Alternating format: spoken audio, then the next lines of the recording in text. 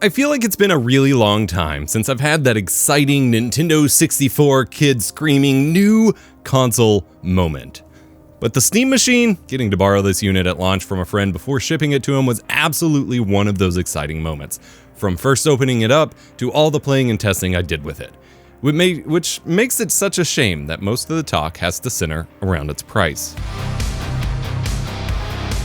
Valve has really created something special here with the Steam Machine. This is the most premium console experience I've ever felt, while still being an open PC platform that you own and can do whatever you want with it, showing that you really can have it all. That is, if the rich weren't trying to take it all away. Every animation, every subtle sound effect, and menu feels so polished and thoughtful to make the experience of setting this up, downloading and running games, and having a blast the most seamless experience you could ask for. So much care went into making this a good experience first, rather than just a feed to inject ads into, which is how most modern technology comes to us these days. Combine the minimal, polished console experience with the openness and way more consumer-friendly behavior of Valve as a company, and you have the most compelling option of the modern console market, at least from a philosophical and experience standpoint. Performance has been a hot topic since review samples of this thing went out, and I'm kind of frustrated by the whole thing. Multiple outlets went to Valve's HQ and discussed with Valve that the machine runs best as a 1440p 60 gaming box, upscaled to 4K, and then turned around and made a whole big deal about it not being great at native 4K gaming. Many got mad at Valve for advertising 4K 60 FPS gaming capabilities with FSR, even though they were literally just listing it as a spec it's capable of outputting. Important to know whether it's compatible with your setup, never once selling it as a 4K gaming beast. And despite all this drama, all the drag race benchmarking of Cyberpunk at native 4K with unplayably maxed out settings, I've actually been blown away by the gaming capabilities of this thing. Over the past month, I've played and tried over 50 games, replacing my normal gaming PC with the Steam Machine for TV and desktop play. And only a couple times have I had real complaints or disappointments. Game after game, the Steam Machine surprised me with how well it could run games I wanted to play, either out of the box or with minimal tuning. Games like Gears Tactics and Devil May Cry 5 run at native 4K 60 FPS on high, sometimes with ultra settings, without issues. It's wild.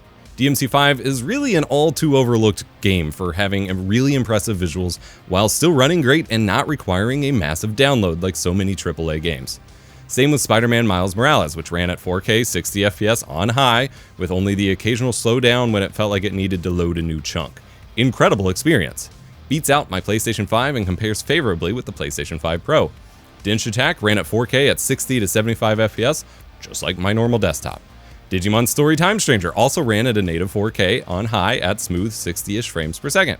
Diablo 4 and Diablo 2 Resurrected both felt great at 4K on high around 50 to 60 FPS, smooth with no stutters. Not perfect, but a great experience. Overwatch had no problem holding 70 plus FPS on high at 4K in multiplayer. Just Cause 3 had me grapple hooking in 60 FPS at 4K on high too. Little games like Marvel's Cosmic Invasion obviously had no problem running at a locked 60 FPS or higher in native 4K. While I'm obviously super impressed with the gaming performance on here so far, I can't help but be glad we get so many games at cheap prices on PC. On console, games don't really go on sale to the same extent that they do on PC, which just means that this weird PC console hybrid gives you that much more value. For example, say I've been on a big Warhammer kick lately. I can grab this bundle of 7 completely different and varied Warhammer games from this video's sponsor, Green Man Gaming, for just $20. Or even cheaper if you want fewer games, as you get to build your own bundle from this Warhammer Bolts and Blades collection. Affiliate link to grab that bundle is in the description. But how do these games perform on here? Well, pretty great. Maybe I want to get my Boomer Shooter on. Boltgun runs at native 4K, maxed out settings anywhere from 80 to 100 FPS on Steam Machine.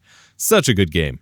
Or maybe I want to team up with some buds to take on the Rat Hordes in Vermintide 2, which runs at a good 60 FPS on 4K on medium. Always a good time. This one says it's not supported on Steam Machine, but it runs just fine in my experience here. Maybe I want to get my party together in a turn-based story-heavy CRPG with Rogue Trader.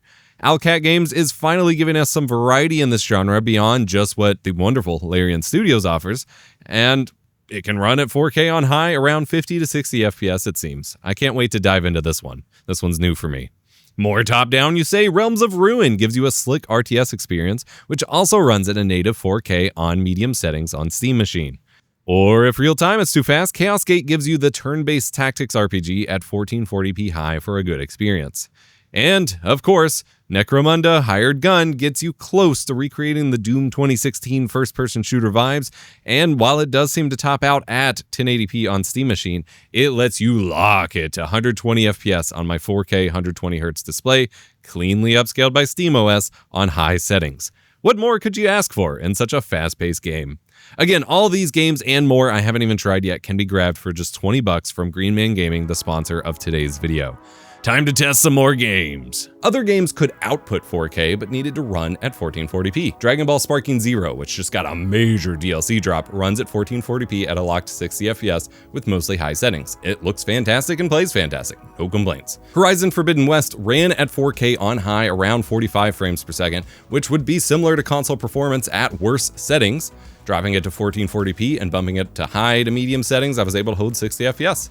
Marvel's Midnight Suns tanked at 4K on high to like 15 FPS, but dropping it to 1440p while still on high, and it ran amazingly at 60 to 90 frames per second. I think there was a VRAM limitation there.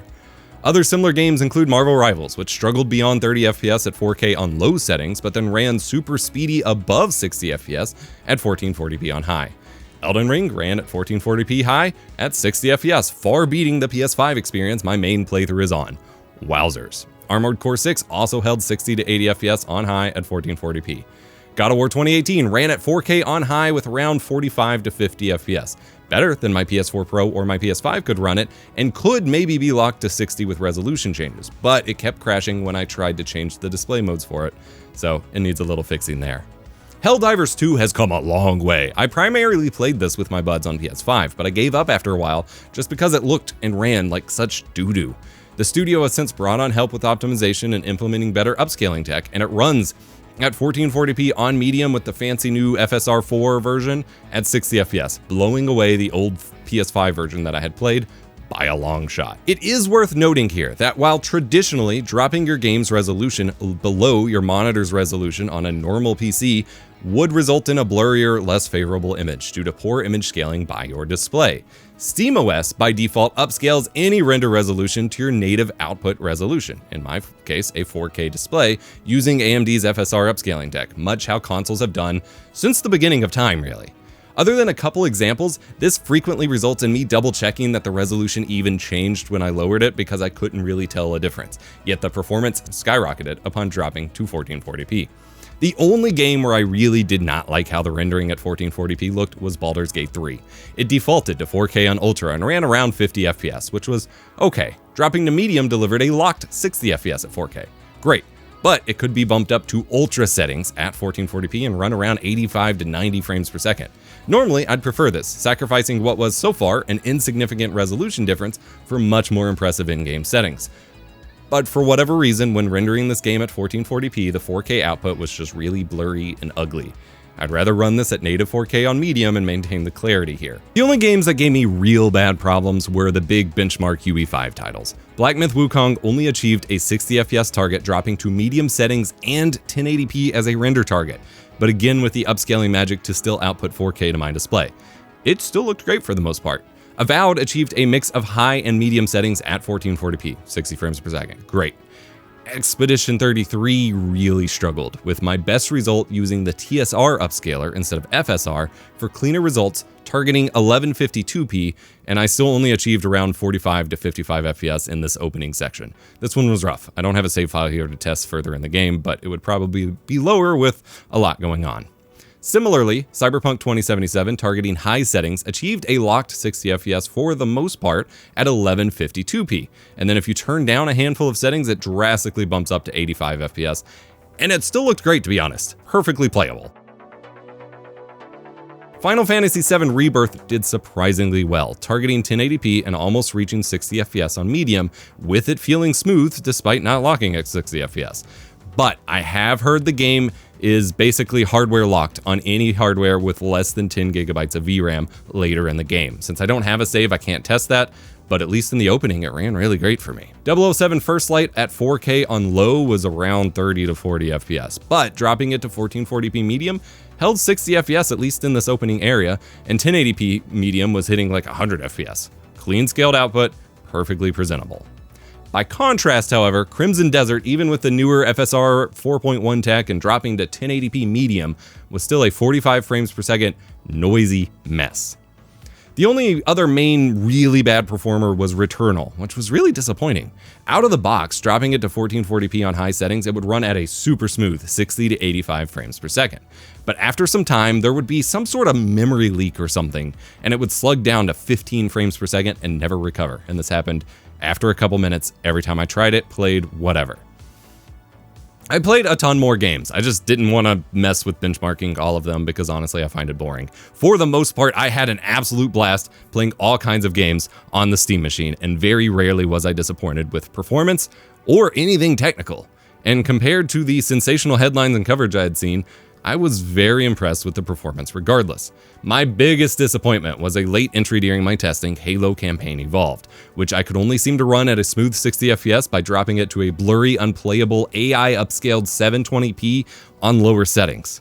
Meanwhile, Halo CE in the Master Chief Collection ran at like 400 frames per second, maxed out at native 4K. I know which one you should play. Full review and video essay basically about the Halo debacle is either already live or coming very soon on my channel.